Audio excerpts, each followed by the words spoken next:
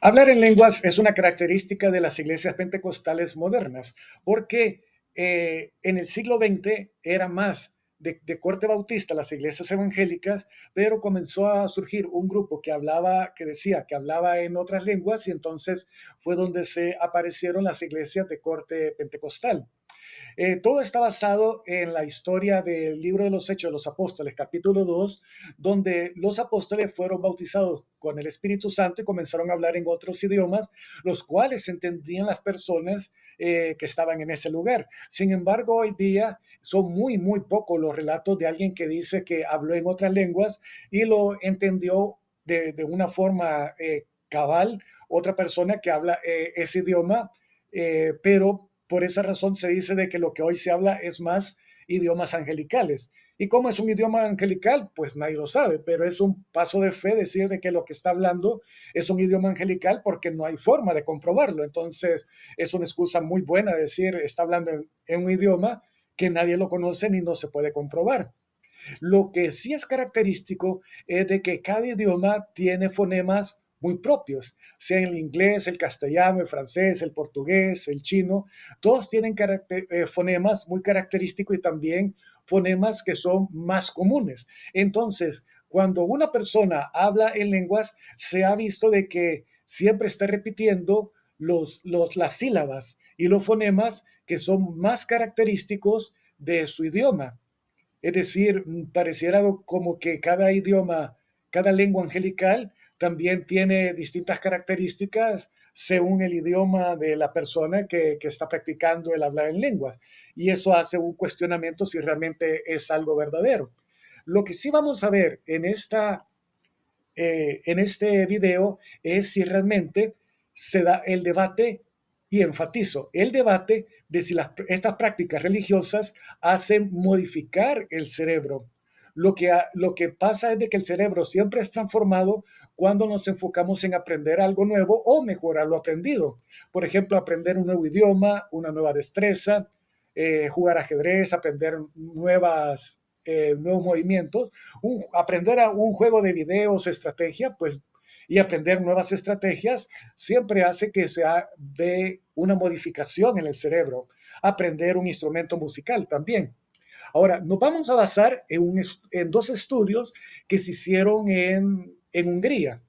En un estudio en el 2020 de Walter Diegetz, Mothur y Spitter, espero haberlos pronunciado bien, eran cuatro neurocientíficos. Ellos hicieron un estudio titulado Evidencia de estructura cerebral para la especialización de la parte frontal en la glosolalia. ¿Y qué es glosolalia? Pues otra forma de decir hablar en lenguas. O sea, glosolalia es separar dos palabras griegas para decir que está hablando en lenguas extranjeras. Este grupo de cuatro neurocientíficos sostienen que quien practica el hablar en lenguas, la glosolalia, tiene una zona gris en el cerebro que es afectada y que le crece más.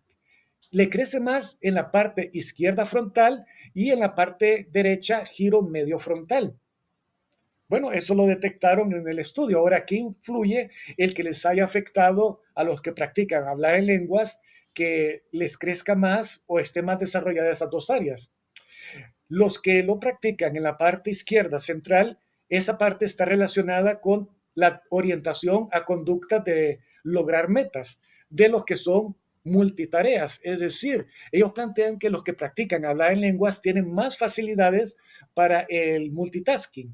De hecho, quienes traducen idiomas en tiempo real tienen más zona gris en la parte izquierda frontal, igual que los practican el hablar lenguas. Ahora, la parte de zona gris es la parte del cerebro donde se da el mayor procesamiento, la parte más externa del cerebro, la parte más consciente del cerebro.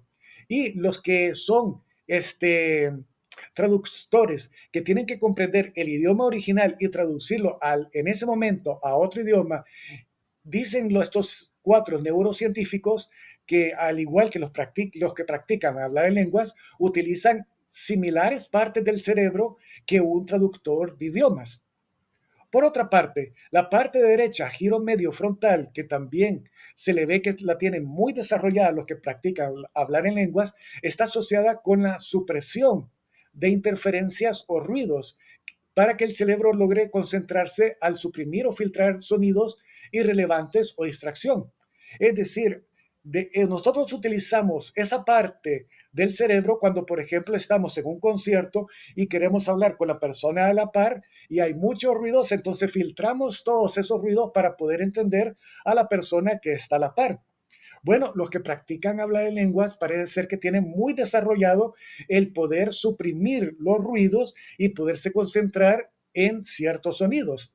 También esta zona del cerebro juega un papel en el que le llaman la respuesta inhibidora, que es la habilidad de detenernos a hacer algo o suprimir un impulso de hacer algo. Es la parte del cerebro que nos ayuda a detener nuestros instintos para que no nos controlen. También nos ayuda en enfocarnos en tareas relevantes, en las que decidimos realizar, es decir, que nos ayuda a priorizar y que tiene que ver con y esto que tiene que ver con la práctica de hablar en lenguas. Cuando se producen sonidos de una forma al azar, sin gramática, sin sintaxis o un tipo de caos, entonces se requiere que la persona suprima la fuerte inclinación natural a decir algo congruente, entendible, para permitirse decir algo que no tiene sentido y que no se sienta mal porque el que practica hablar en lenguas tiene que suprimir ese sentimiento de que voy a decir algo que no tiene sentido, pero igual lo voy a decir. En otras palabras, se necesita hacer un esfuerzo consciente de evitar decir algo que no tiene sentido, o permitirnos decir algo que no tiene sentido, de no preocuparnos de que lo que hacemos no tiene sentido. Es como dar un paso de fe, un paso de confianza de que está bien, que aunque no tenga lógica, que no lo entendemos, pero que todo está bien. Un paso de fe religioso. En otro estudio, en Budapest, siempre en Hungría, los apellidos de los neurocientíficos, espero que los pronuncie bien, es Keri, Kalai y Sigo. Ellos hicieron dos grupos de 30 personas. Fueron a donde una iglesia pentecostal y tomaron 60 personas. 30 personas que practicaban el hablar en lenguas y otras 30 personas de la misma iglesia que no practicaban hablar en lenguas. Y encontraron que quienes practicaban hablar en lenguas salieron mejor en los exámenes para entender reglas gramaticales de un idioma artificial inventado por el grupo, las cuales nadie los practicaba. Pero los que no practicaban hablar en lenguas les costó realmente mucho más el entender las reglas gramaticales de un idioma artificial inventado por este grupo. Pareciera que tenían mejores destrezas verbales los que practicaban regularmente el hablar en lenguas, pero lo que no se comprobó también es que si por tener habilidades verbales, ellos tenían más posibilidades de practicar hablar en lenguas, o si por practicar hablar en lenguas les había desarrollado más las habilidades verbales, o ambas cosas. Quienes tienen habilidades verbales, les es mucho más fácil practicar hablar en lenguas, pero también el practicar hablar en lenguas le hace que la persona tenga mayores habilidades verbales que los que no lo practican. Pudiera ser. Pero estos dos estudios que se han hecho en Hungría no se han replicado en otras partes del mundo. Es decir, sería interesante ver si estos dos estudios que se hicieron en Hungría, parece que también se hizo uno en Bulgaria. Ellos realmente si lo replicaran también no solo en Europa del Este, sino que también se replicara en el mundo anglosajón, en Norteamérica, en Hispanoamérica, en África, si realmente logran tener los mismos resultados. Es algo que se deja en debate. Por esa razón inicié diciendo que es debatible porque solo se han hecho estos dos estudios, o quizás tres estudios, pero solo en Europa del Este, en una iglesia, en iglesias pentecostales. También se hallaron, eso sí, es interesante, que los que practican hablar en lenguas en estos estudios eran menos propensos a la depresión, menos neuróticos y con una mayor estabilidad emocional que los que no practicaban hablar en lenguas. Puede ser que quienes practican hablar en lenguas sientan un mayor contacto espiritual tengan una mayor estabilidad emocional porque tienen una mayor confianza a nivel espiritual consigo mismo, una mayor fe con Dios, y eso les hace que sean menos propensos a la depresión por sentirse que realmente tienen una mayor cercanía a Dios en lo espiritual. Pero se tendría que hacer más estudios en más iglesias en distintas zonas del mundo para reconfirmar estos hallazgos. Ahora, mi experiencia personal. Usualmente cuando alguien aprende a hablar en lenguas es que lo inducen a hablar en lenguas. Él ya conoce que la iglesia practica hablar en lenguas. Mi caso personal fue de que yo tenía como 12 años, casi llegando a los 13 años, y entonces yo estaba en un grupo que hablaban en lenguas y yo no entendía por qué ellos querían hablar en un idioma raro, un idioma que no fuera el castellano. Y cuando ellos comenzaban a hacer eso en el grupo, yo siempre estaba orando en castellano en mi mente. Yo decía, ¿qué más puedo decir?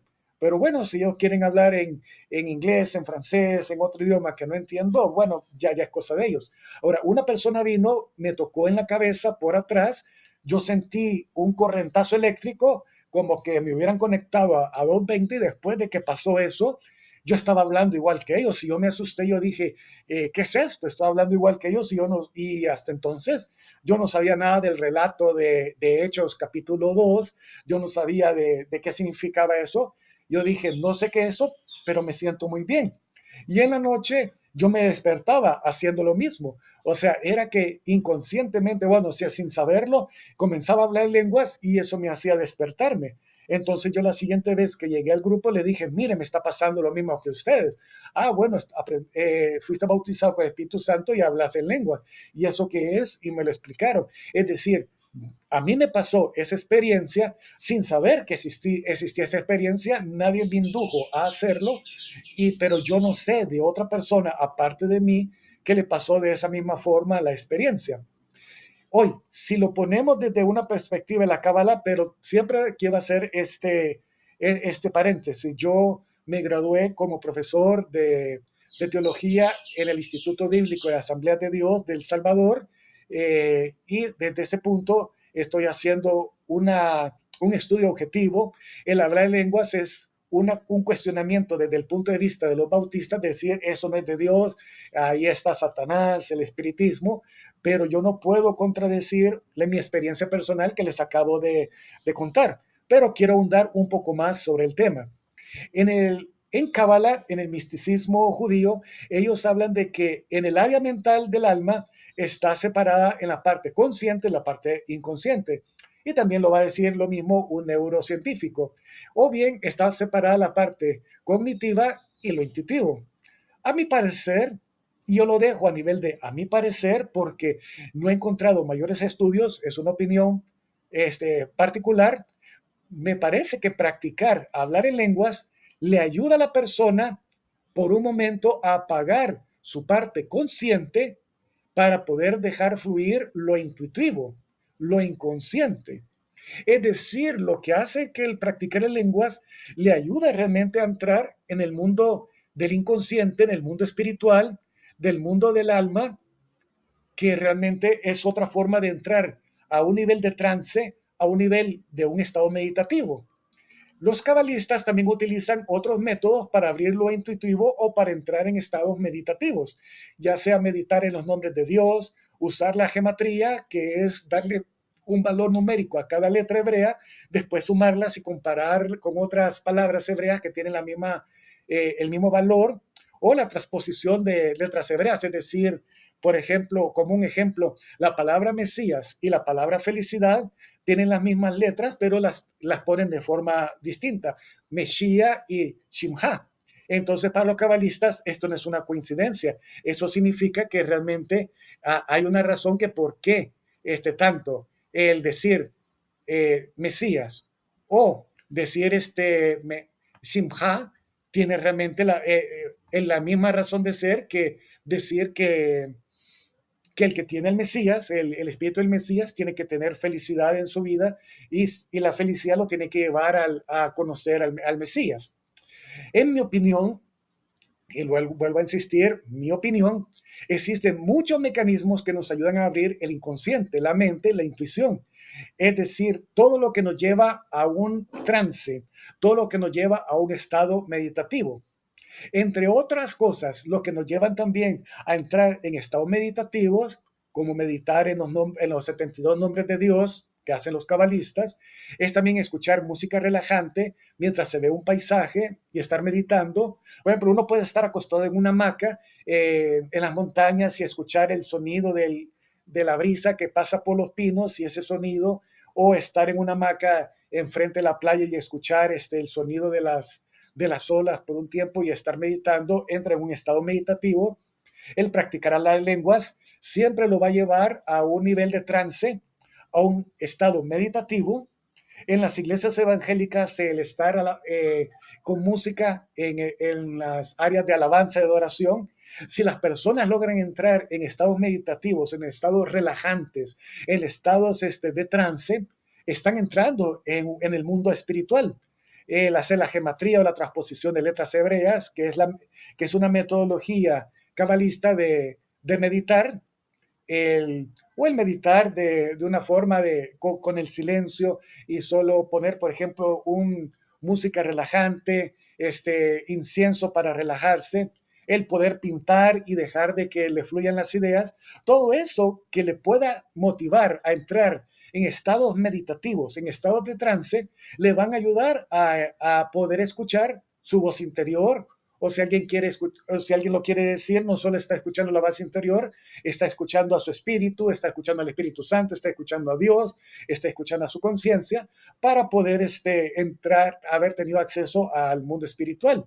Todo esto ayuda a desarrollar la parte intuitiva del cerebro. Es decir, siempre que está practicando mecanismos para entrar en trance, para entrar en estados meditativos, está desarrollando la parte intuitiva del cerebro, que lo hace que le ayude a venir nuevas ideas o ideas que desconocemos para que podamos resolver nuestros problemas o poder tener nueva información que necesitamos para resolver nuestra vida. Todo lo que nos ayude a relajarnos, a desconectarnos y que nos permite escuchar nuestra voz interior o el inconsciente.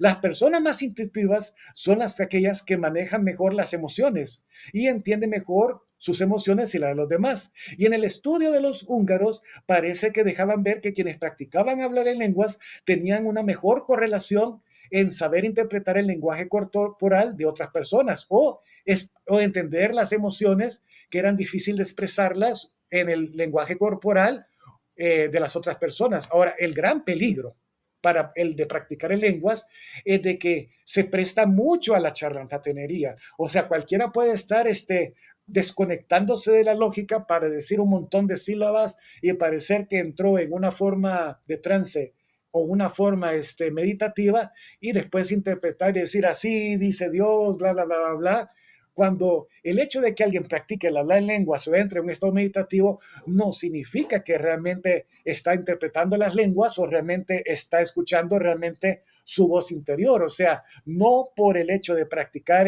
o entrar en un estado meditativo significa que realmente esté escuchando la verdad. Y eso se presta mucho a charlatanería.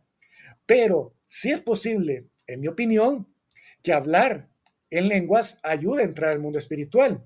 Por esa razón es que no hay forma de desechar testimonios de personas que han hablado en lenguas y que después dicen de que han escuchado la voz de Dios para decir algo como algo que le está pasando al otro o orar por una persona que está enferma y a esta persona a sanar.